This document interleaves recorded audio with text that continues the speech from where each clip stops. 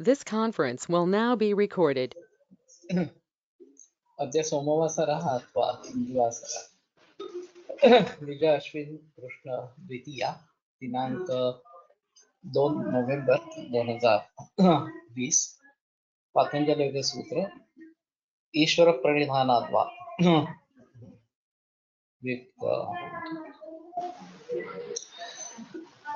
मूकं करोति वाचालं पङ्गुं लङ्घयते गिरिं यत्कृपातमहं वन्दे परमानन्दमाधवम् अपि स्वशक्त्या तपसि प्रवर्तसे शरीरमाद्यं खलु धर्मसाधनम् प्रनिष्ठिताधिष्ठितकालिदासो यदुक्तवान् तत्तामत्र वक्ष्ये उद्दिष्टमायुर्वेदस्य स्वस्तस्य स्वास्थ्यरक्षणम् आतुरे रोगमुक्तिश्च द्वयमेतत् प्रयुज्यते योगशास्त्रे धुना किन्तु न तस्य प्रयोजनम् द्वयोर्मोक्षप्राप्तिः स्यात् योगो मोक्षप्रवर्तकः स्वास्थ्यं च रोगमुक्तिश्च मोक्षप्राप्तिस्तथैव च सम्यगध्ययनेनैव आयुर्योगस्य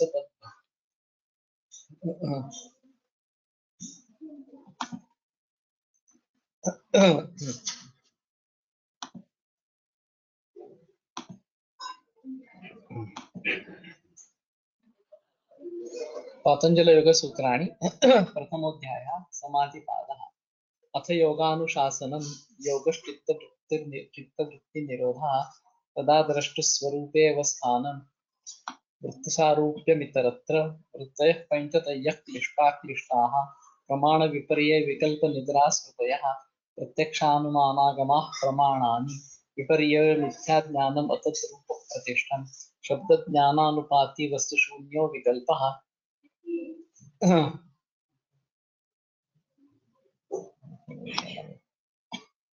अभाव प्रत्यालंबना वृत्ति निद्रा अनुभूत विषया संप्रमोषा स्मृति अभ्यास वैराग्याभ्यां तन्निरोधः तत्र स्थितो यत्नोऽभ्यासः स तु दीर्घकाल नैरन्तर्य सत्कारा सेवितो दृढभूमिः दृष्टानुश्रवित विषय वितृष्णस्य वशीकार संज्ञा वैराग्यं तत्परं पुरुषख्यातिर्गुणवैतृष्ण्यम्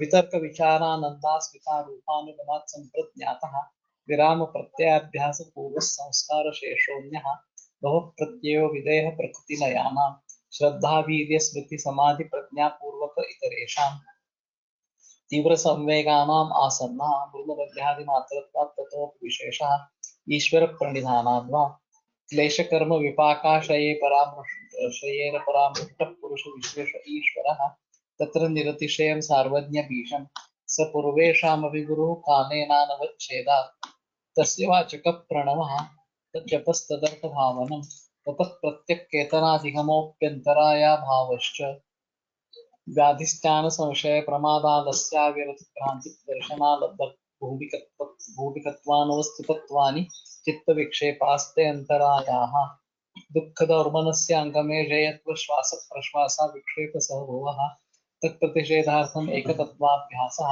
मैत्री करुणामुदितोपेक्षाणां स्वदुःख पुण्यापुण्य विषयाणां भावनातश्चित्तप्रसादनं प्रच्छर्दन विधारणाभ्यां वा प्राणस्य विषयवती वा प्रवृत्तिरुत्पन्ना मनसस्थितिनिबन्धिनी विशोका वा ज्योतिष्मति वीतरागविषयं वा चित्तं स्वप्ननिद्राज्ञानालम्बनं वा यथा विभतध्यानाद्वा परमाणुपरममहत्त्वान्तोऽस्य वशीकारः क्षीणवृत्तिरभिजातस्यैव मनेर्गृहीतृग्रहण ग्राह्येषु तस्य तदञ्जनता समापत्तिः तत्र शब्दार्थज्ञानविकल्पैः संकीर्णा सवितर्का समापत्तिः श्रुतिपरिशुद्धौ स्वरूपशून्यैवार्थमात्रनिर्भासा निर्वितर्का एतयैव सविचारा निर्विचारा च सूक्ष्मविषया व्याख्याता सूक्ष्मविषयत्वं चालिङ्गपर्यवसानं सा एव सबीजस्समाधिः निर्विचारवैशारद्याध्यात्मप्रसादः ऋतंभरा तत्र प्रज्ञा श्रुतानुमानप्रज्ञाभ्याम् अन्यविषया विशेषार्थत्वात्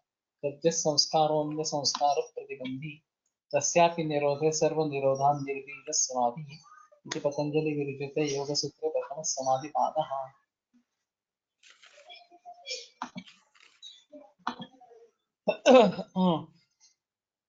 ईश्वर प्रणिधानाद्वा ये पहला उसके पीछे का होता क्लेशकर्म विपाकाशयेर अपरामृष्टः पुरुष विशेष ईश्वर। तो क्लेश कर्म विपाक और आशय से इसका संबंध नहीं हुआ है, इस प्रकार का पुरुष विशेष ये ईश्वर कहा गया है। तो ईश्वर का प्रणिधान होने पर भी असंप्रज्ञात समाधि सिद्ध हो सकता है। और तो फिर ईश्वर क्या है, इसके बारे में ये बताया गया है। इसमें थोड़ा ईश्वर प्रणिधानाद्वा इसका जो पुनर्तर्जनी ने किया है, तो चित्त कभी समाहित अवस्था में होता है, कभी विकसित अवस्था में होता है, और उसके जरिए ईश्वर प्रणिधान भी दो प्रकार का होता है। जब चित्त समाहित अवस्था में होता है तो पश्यंती मध्या अथवा वैखरी इस वाणी से ईश्वर के प्रणवादि नामयंत्र का मानानुयंत्र का जप करना और निरुपाधिक या अवस्था जब होगी तो ईश्वर और मैं एक ही हूँ, इस प्रकार का भावना करना, इस प्रकार की भावना की ईश्वर प्रणिधान इस प्रकार का। और जब भी हम वित्तितावस्था में होते हैं, वृत्तिता रूपी मित्रत्व ये जो स्थिति रहेगी, तो भी हमारे सर्व कर्म ईश्वर ईश्वरार्पण बुद्धि से करना, ये ईश्वर प्रणिधान इस प्रकार का है। तेषां सतत युक्तानां भजतां प्रीतिपूर्वकं ददामि बुद्धियोगं तं येन माम् आप्नुयन्ति उपयान्ति ते। तो भगवद गीता 10वें अध्याय का 10वां श्लोक है।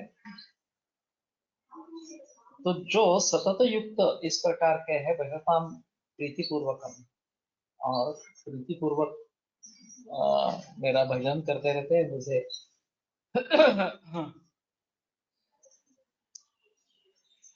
मेरे ही नाम में लीन इस प्रकार के हो जाते हैं। ददामी अहम बुद्धियोगम तम ददामी, तो मैं उनको बुद्धि योग देता हूँ, ये न ते माम अपयाम, जिसके जरिए वो मेरे पास मेरे निकट पहुंच जाते हैं, इस प्रकार का बताया है। तो ईश्वर प्रणिधान उसमें लगाव रहना, ईश्वर में लगाव रहना कंटिन्यूअसली इस प्रकार का अपेक्षित है। तेषाम एवानुकंपार्थम अहम अज्ञानजं तमः नाशयामि आत्मभावस्तु ज्ञानदीपेन भास्वता। तो तेषामेव अनुकंपार्थम, उनके ऊपर उपकार करने के लिए ही, उनके बारे में दया भाव मन में रखते हुए अहम आत्मभावस्था, उनके आत्मा में स्थित इस प्रकार का मैं अज्ञानजं तमः नाशयामि, उनका जो अज्ञान रूप, अज्ञान से उत्पन्न होने वाला अंधकार है, उसको मैं दूर करता हूँ। इससे ज्ञान दीपेन भास्वता, सो जो ज्ञान रूपी दीप है, जो प्रकाशमान भास्वत इस प्रकार का है, उसके जरिए उनका जो तमह है, अज्ञानजन तमह, अज्ञान के कारण उत्पन्न हुआ जो अंधकार है, उसको मैं दूर करता हूँ, उसका नाश इस प्रकार का करता हूँ। तो सबसे अहम चीज है कि इस प्रकार में ईश्वर में लीन हो जाना, ईश्वर की भक्ति में डूब जाना, ये अहम चीज है। और फिर हमारी चिंता ईश्वर को रहती है। तो समाधि अवस्था इस प्रकार की जब होगी, तो ये कृष्ण मध्यमा वैखरी इन सभी वाणियों के द्वारा नाम मंत्र का जप करते रहना, और अगर निरुपाधिक अवस्था इस प्रकार की है तो मैं और ईश्वर एक ही हूँ। इनका एक बार बार कहना ऐसा है कि पातंजल एक सूत्र द्वैत भाव का पुरस्कार नहीं करने वाला। जब ईश्वर प्रणिधान से भी ये असंप्रज्ञात समाधि सिद्ध हो जाता है, तो मैं अलग हूँ और ईश्वर अलग है, ये उसमें हो ही जाता है। ईश्वर का प्रणिधान मैं करता हूँ तो इसका मतलब यह है कि मैं अलग हूँ और ईश्वर अलग है। तो फिर ये द्वैतो भाव इस प्रकार का हो। तो इनका कहना है कि एक ये प्राथमिक अवस्था है ईश्वर प्रणिधान इस प्रकार से, और आगे चलकर मैं ही ईश्वर हूँ, मैं ही पर ब्रह्म हूँ, ये जो भावना उसमें होनी चाहिए, तभी हम तदादृष्टि स्वरूप अवस्थान इस अवस्था को प्राप्त हो। तो ये ईश्वर है कौन, उसके बारे में अगला सूत्र आता है। क्लेश कर्म विपाकाशय अपरा पृष्ठ पुरुष विशेष ईश्वर। तो ये एक पुरुष विशेष इस प्रकार का है जिसका क्लेश कर्म विपाक आशय इनसे कुछ भी संबंध नहीं होता, अपरामृष्ट, इनसे किसी भी प्रकार का जिसका परामर्श नहीं है, नहीं भूतकाल में है, नहीं वर्तमान काल में है, और नहीं भविष्य काल में होने वाला है, ये पुरुष विशेष ईश्वर इस प्रकार का बताया गया है। तो ये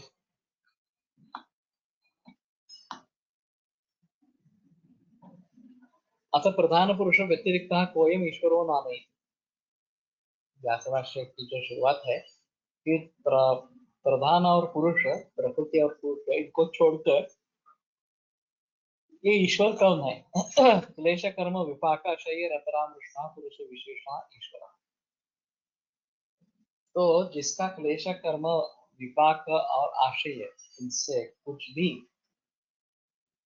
संबंध नहीं है, ये पुरुष विशेष ईश्वर इस प्रकार का। तो अविद्या अस्मिता वगैरह जो आगे बताए जाएंगे वो कार्य क्लेश है। अच्छा बुरा और सम्मिश्र इस प्रकार का तीन प्रकार का कर्म है। जाति आयुष्य और भोग ये उन कर्मों का विपाक है।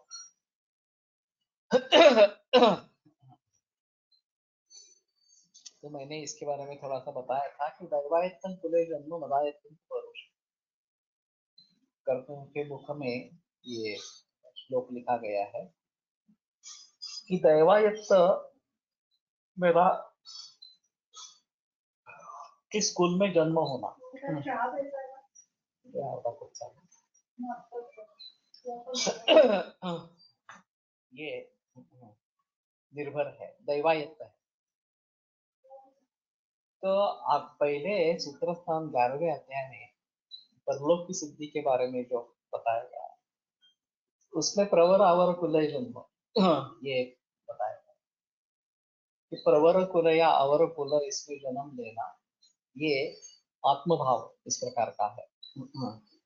और कुछ लोगों का जन्म इस प्रकार का होता है, कुछ लोगों का अन्य प्रकार का होता है। किसी का बड़े श्रीमंत घराने में जन्म होता है, किसी का बहुत ही गरीब घर में इस प्रकार का संभव होता है। ये सब किसके ऊपर निर्भर है? तो ये पूर्व जन्म से जुड़े हुए इस प्रकार के भाव। तो जाति जन्म होना ये जो है ये एक विपाक का फल है।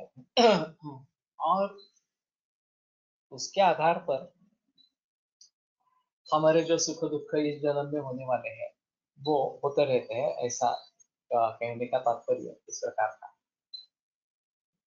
आयुष कितना होना, हाँ, ये तयोरुदार्य वृत्ति नियतस्य आयुष हेतु विपरीतस्य चेतरा, ये जो बात बताई गई विमान तीसरे अध्याय में, कि अगर पूर्व कर्म भी अच्छा है और पौरुष भी अच्छा है, तयोरुदार्य वृत्ति दीर्घ से सुख से, तो दीर्घायुष्य होगा, सुखायुष्य इस प्रकार का। अगर बहुत ही बुरा कर्म पिछले जन्मों में हुआ है और पौरुष भी नहीं है तो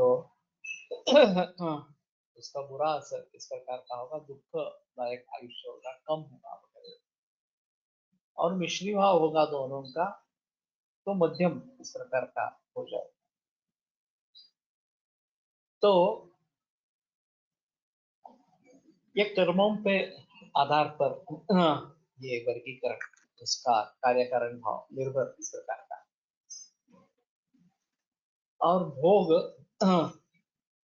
अच्छे भोग ले पाना या दुख भोग प्राप्त होना, भोग में दोनों पॉसिबल है, सुख भोग भी है और दुख भोग भी है। तो जिस प्रकार का कर्म रहेगा उसके अनुसार ये सुखों का सुख के भोग या दुख के भोग भुगतने पड़ेंगे इस प्रकार से। तो जो हुआ है पहले उसके बारे में हम कुछ नहीं कर सकते कि वो सिर्फ भुगतना है इस प्रकार से।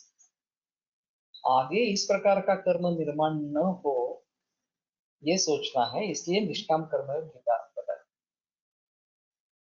कि कोई भी अगर तुम कामना लेकर काम करते हो, कर्म करते हो, तो उसका परिणाम उस तरीके से उत्पन्न होता रहता है और फिर वो टालना काफी मुश्किल इस प्रकार का हो जाता है। तो हम ऐसा कर्म ही नहीं करें कि जिसका हमें फल भुगतना पड़े, कम से कम बुरा कर्म तो नहीं करें कि जिसका बुरा फल हमें भुगतना पड़े। अच्छा कर्म किया और अच्छा जन्म प्राप्त हुआ, अच्छे सुख भोगों को मिले, ये भी पॉसिबल है, लेकिन वास्तव में ऐसा है कि सभी में अटकना ही नहीं, इस सभी से पर निकल जाना चाहिए इस प्रकार से। तो इस विपाक के लिए कारण क्या है, तो चित्त में जो प्रसुप्त वासनाएं होती है उसके जरिए ये जो कर्म है उसका विपाक हो जाता है।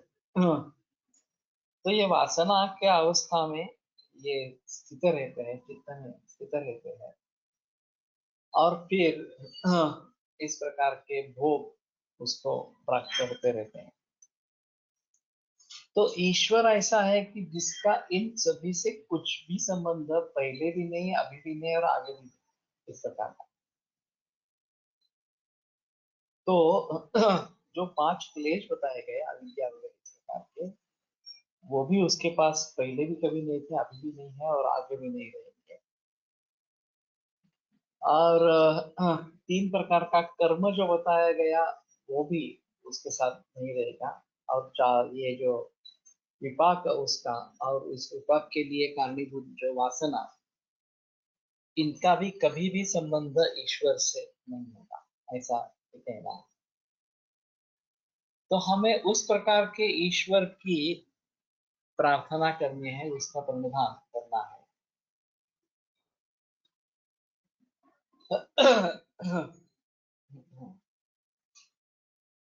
तो संभव था ये थोड़ा सा निर्गुण निराकार इस प्रकार का ईश्वर रहेगा,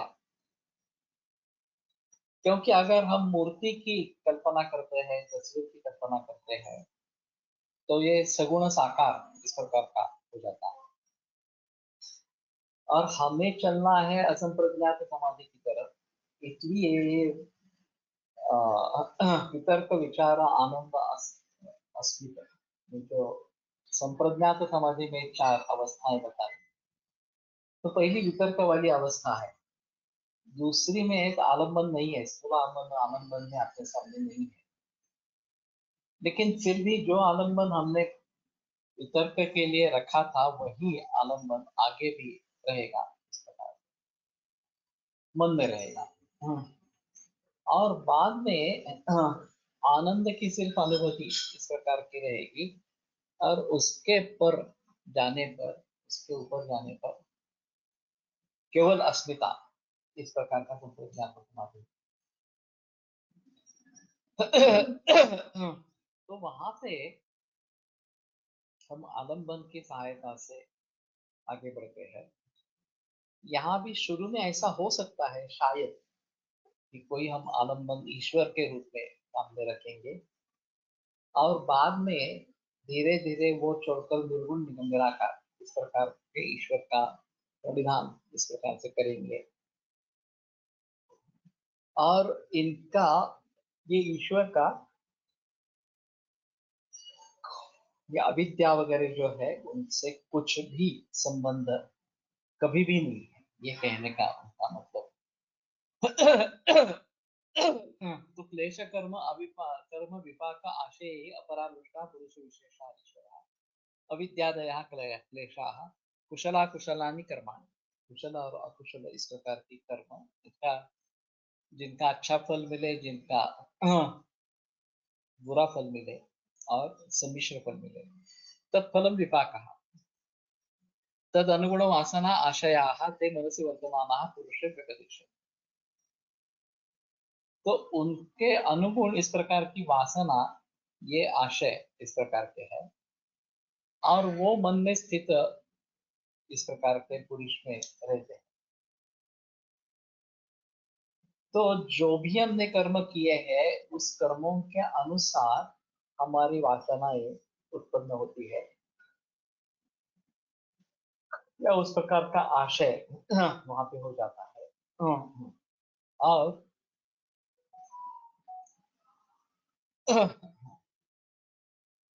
मनसि वर्तमानः पुरुषे विपदिश्यन्ते, सही तत्फलस्य भोक्ता इति। पण वास्तव निर्माण झाल्यावर नाही शेवटी. हाँ, वृत्ति सारूप्य में रहता है। नहीं न जातु काम कामानां भोगेन शाम्यति, ये जो काम के बारे में बताया गया कि उपभोग से उसकी शांति हो जाएगी, इससे मुझे सुख मिलेगा और मैं सुखी रहूंगा, ये जो भावना रहती है वो मूलतः गलत इस प्रकार की, ये केवल तात्कालिक सुख इस प्रकार का है, चिरंतन सुख इस प्रकार का नहीं है। लेकिन हम उसके पीछे दौड़ते रहते हैं और वो सुख प्राप्त होने के बाद पता चलता है कि ये सच्चा सुख इस प्रकार का नहीं है, सच्चा सुख कुछ और ही है इस प्रकार। और इसलिए चित्तवृत्तियों का निरोध करने लगेंगे, बाह्य इंद्रियों से पहले अभ्यंतर चले जाएंगे, मन के आत्मा के ऊपर मन केंद्रित करें, तो बाह्य विषयों से उत्पन्न होने वाले जो सुख है उसके साथ दुख भी जुड़ा हुआ है, क्योंकि वो अगर नहीं मिला तो हमें दुख होता है। तो उस बात को ध्यान में रखते हुए हमें अंतर्मुख इस प्रकार का होना है, अंतर्मुख इस प्रकार का होना है।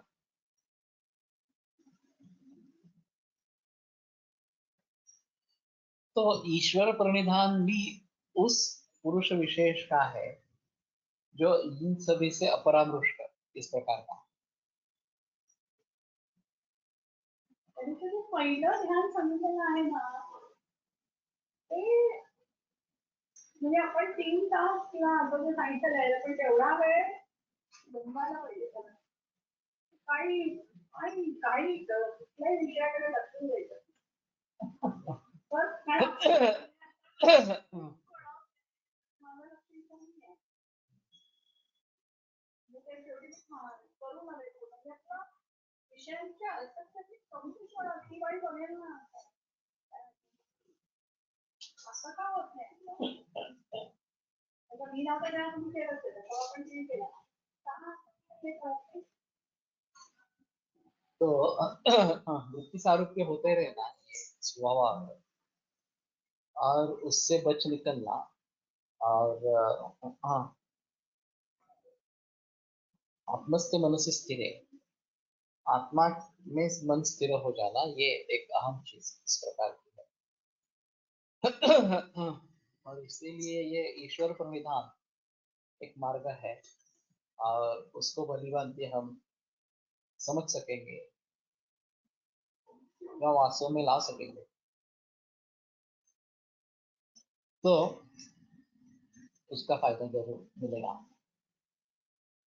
और हम सब अब सब प्रज्ञात समाधि हासिल कर पाएंगे। तो ईश्वर जो है ये इन सभी से अपरामृष्ट इस प्रकार का, यथा जयः पराजय वा योद्धेषु योद्धेषु वर्तमानः स्वामिनि व्यपदिश्यते, यो हि अनेन भोगेन अपरामृष्टः स पुरुष विशेष ईश्वरः। तो जय या पराजय लड़ते जो है वो योद्धा लड़ते हैं, लेकिन राजा या सेनापति जो युद्ध लड़ रहा है उसका वो जय या पराजय माना जाता है। तो उसी प्रकार से जिसका इस कुछ किसी से भी कुछ भी संबंध नहीं है, जय हो पराजय हो कुछ भी हो, ऐसा कुछ उसका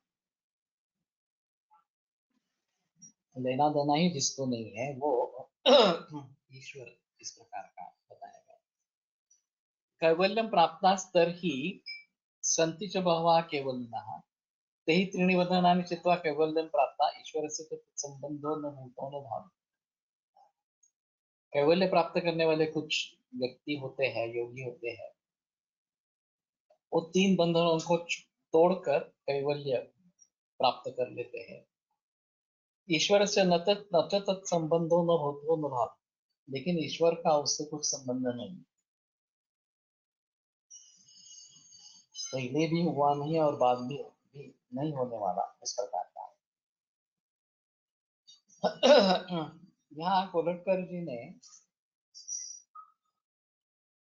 एक शंका उपस्थित की है, और द्वैत भाव के बारे में जैसे मैंने बताया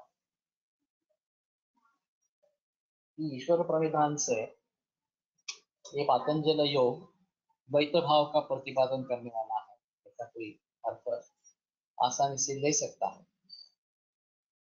तो वो बार बार बताते रहते हैं कि वेदांत दर्शन जो है वो उसका उपपत्त्यात्मक अंग इस प्रकार का है, और पातंजल योग दर्शन जो है वो उसका प्रयोगात्मक अंग, प्रायोगिक अंग इस प्रकार का,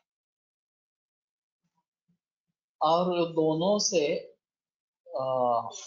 इस योग विद्या की पूर्ति होती है।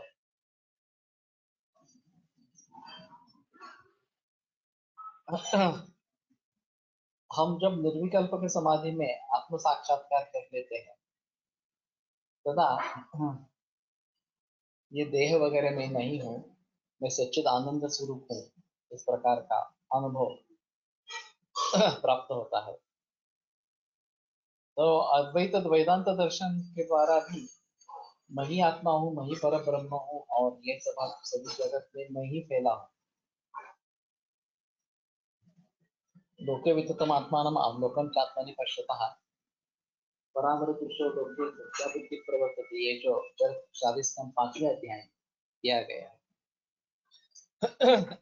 वो इसके बारे में ध्यान में लेना इस प्रकार का जरूरी रहेगा। तो दोनों दर्शन ब्रह्म विद्या के साधन इस प्रकार के हैं, और पुरुष विशेषण ईश्वर को दे दिया, तो ये उसका मतलब ये नहीं कि जीव और शिव में भेद है इस प्रकार का। गीता में भी एक 3 श्लोक आते हैं, द्वामनो पुरुषो क्षरश्च अक्षरे। तो 2 प्रकार के पुरुष होते हैं जग में, एक क्षर और अक्षर। क्षर सर्वाणी भूतानि, सर्व जो जीव मात्र है वो अक्षर इस प्रकार का है, और कूटस्थ अक्षर उच्च, जो कूटस्थ है इसके सभी के ऊपर इस प्रकार का है, इससे श्रेष्ठ इस प्रकार का है,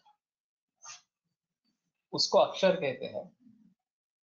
उत्तम पुरुष त्वन्या परमात्मे की उदाहरता,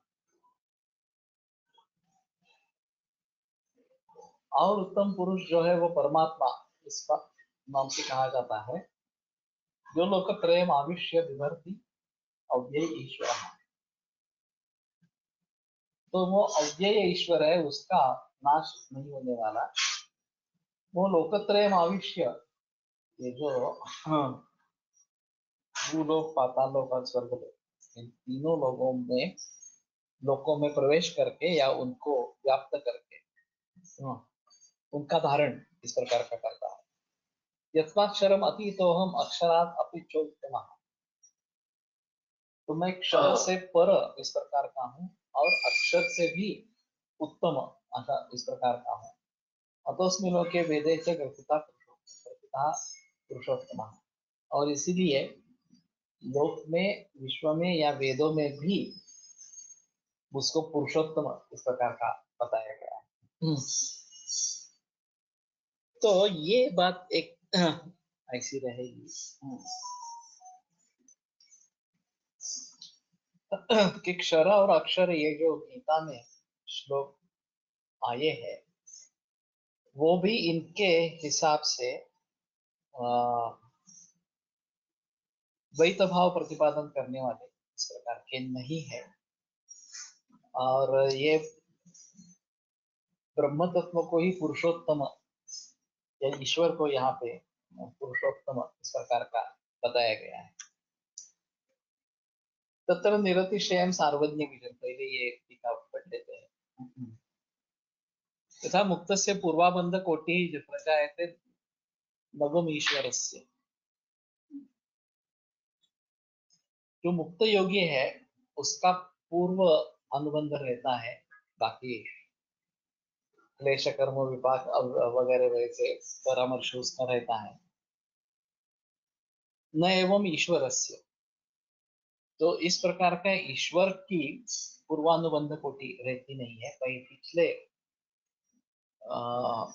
वर्षों में ईश्वर ऐसा था, अभी ईश्वर बन गया, ऐसी स्थिति नहीं है। यथा प्रकृति लीन से उत्तरा बंध कोटि संभावित है, न एवं ईश्वर से। अगर प्रकृति लीन योगी हो गया तो उत्तर बंध कोटि हो सकती है। बहु प्रत्यय विधेय प्रकृति लय आना, प्रकृति लय हो गया तो उसको बहु प्रत्यय लेना है, संसार का अनुभव लेना है। तो उत्तरा बंध कोटि, बाद में उसको बंध कोटि इस प्रकार की रहती है। न एवं ईश्वरस्य, ईश्वर की इस प्रकार की बाद में भविष्य काल में होने वाली है, इस प्रकार के आशय वगैरह से परामर्श होने वाला है, ऐसी स्थिति नहीं रहती।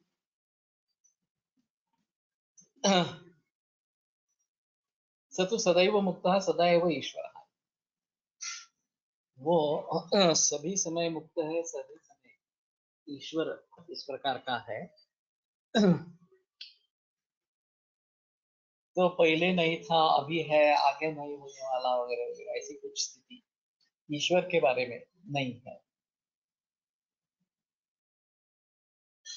योऽसौ प्रकृष्ट सत्त्वोपादानात् ईश्वरस्य शाश्वतिकः उत्कर्षः सनिमित्तः आहोस्विन् निर्निमित्तः। ये जो प्रकृष्ट सत्व के ग्रहण के कारण ईश्वर का शाश्वतिक उत्कर्ष इस प्रकार का है, उसका कुछ कारण है या कारण नहीं है। आहुसित निमित्तः इति तस्य शास्त्रम निमित्तः, तो शास्त्र उसका कारण इस प्रकार का है। शास्त्रम पुनः किं निमित्तम प्रकृष्ट सत्व निमित्तम, तो शास्त्र किस कारण पर निर्भर है, प्रकृष्ट सत्व ये उसका कारण है।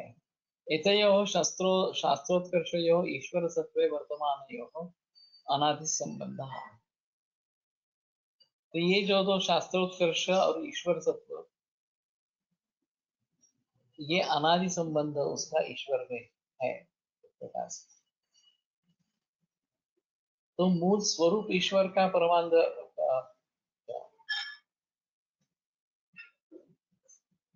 पर ब्रह्म स्वरूप इस प्रकार का रहेगा। और हमें लगता है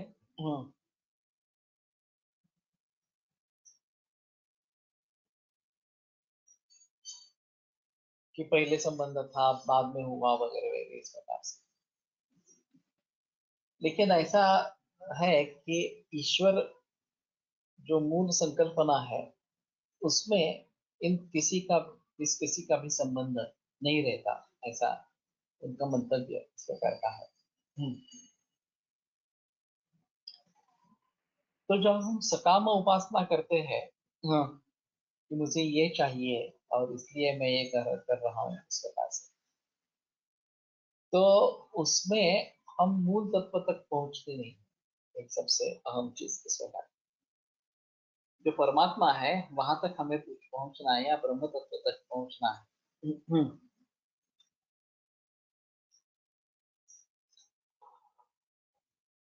शास्त्रम पुनः किन निमित्तम प्रकृष्ट सत्व निमित्त। तो शास्त्र का कारण क्या है? प्रकृष्ट सत्व, ये शास्त्र का कारण इस प्रकार का है। एतयोः शास्त्रोत्कर्षयोः ईश्वर सत्वे वर्तमानयोः अनादि संबंधः। तो शास्त्रोत्कर्ष और ईश्वर सत्व, ईश्वर का होना, ये अनादि इस प्रकार का संबंध है। तो ईश्वर खुद अगर किसी के कर्म का फल वगैरह वगैरह इस प्रकार का नहीं है, तो उसके पहले भी उसका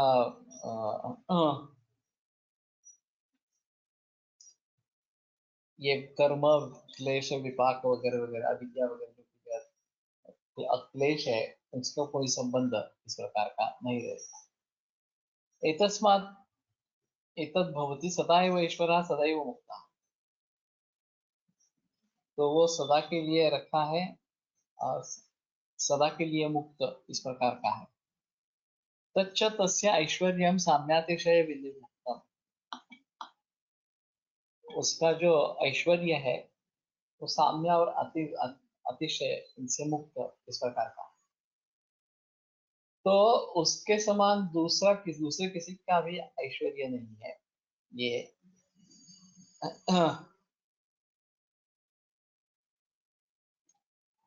साम्य के बारे में बताया गया, और अतिशय उसको पीछे करने वाला और आगे बढ़ने वाला दूसरा कोई ऐश्वर्य नहीं। तो ईश्वर का जो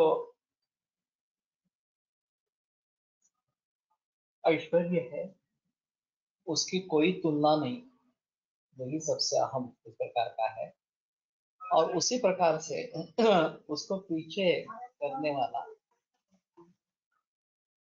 ये भी कोई नहीं, कि इससे ज्यादा बलवान हो, उसके ज्यादा प्रभावशाली हो, इस प्रकार का वो भी नहीं रहता, ऐसा कहना।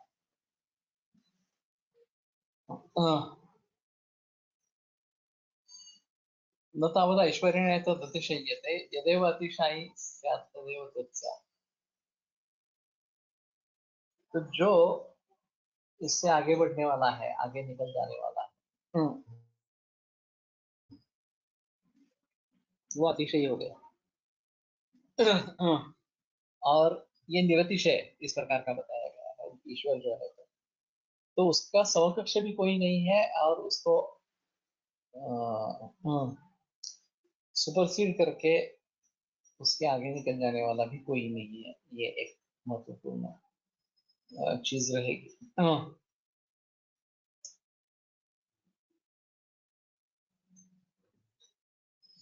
कस्मात् द्वयोः तुल्ययोः एकस्मिन् युगपत्कामिते अर्थे नवमिदम् अस्तु पुराणमिदम् अस्तु इत्येकस्य सिद्धौ इतरस्य प्राकाम्यम्।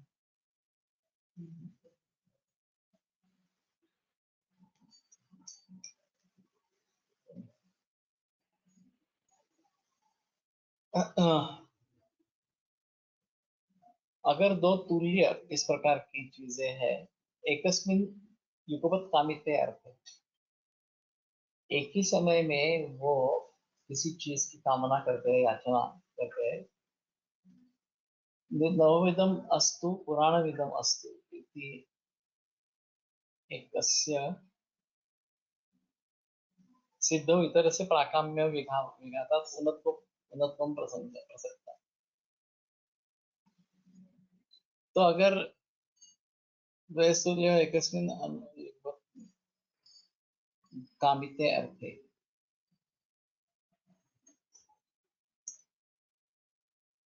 कि दोनों तुल्य इस प्रकार के हैं, और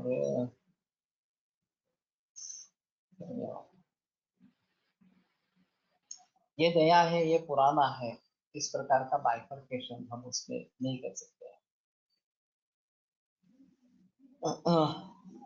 द्वयस्तु तुल्ययोः युगपत् कामितार्थ प्राप्ति नास्ति। दोनों तुल्य हो तो एक समय में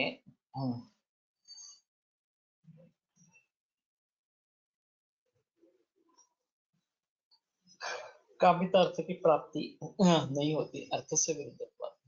तस्मात् यस्य साम्यातिशयैः विनिर्मुक्तम् ऐश्वर्यं स एव ईश्वरः। तो उसके समान भी ऐश्वर्य नहीं है और उसको पीछे करने वाला भी ऐश्वर्य जिसके पास है वो ईश्वर है, इस प्रकार। तो ईश्वर प्रणिधानाद्वा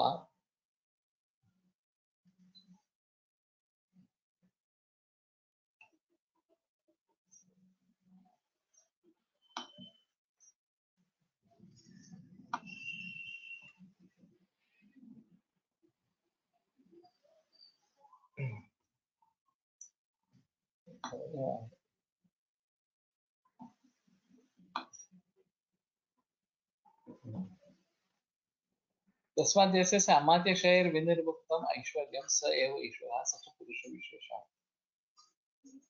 तो साम्य और अतिशय को छोड़कर वो जिसके पास नहीं है, विनिर्मुक्त इस प्रकार का जिसका ऐश्वर्य है, वो पुरुष विशेष ईश्वर इस प्रकार का।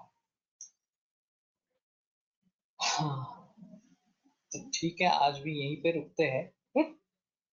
मेरा ऐसा हो रहा है लिमिट अगर 3-3:30 बजे तक चलता रहे तो मैं थक जाता हूँ वास्तव में। बुधवार को इसी चीज को आगे लेकर चलेंगे। योगेन चित्तस्य पदेन वाचां बलं शरीरस्य च वैद्यकेन योगाकरोत्तं प्रवरं मुनीनां पतञ्जलिं प्राञ्जलिरानतोऽस्मि। विरम्यते व्याख्यानवाकः। कृपासरे पुनरपि।